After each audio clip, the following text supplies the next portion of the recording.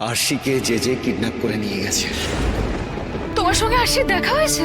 দেখেছি রে ভিডিও কলে। আরশিকে যে কিডন্যাপ করে নিয়ে গেছে।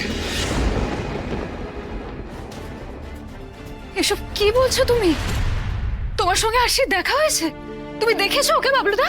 দেখেছি রে ভিডিও কলে।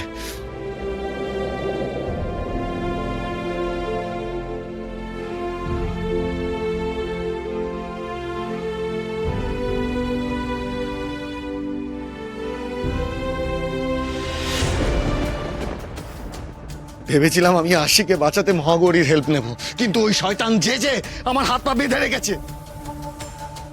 আমার বাড়ির প্রত্যেকের ফোন ট্যাপ করছে, ইনক্লুডিং ঠাম্মি।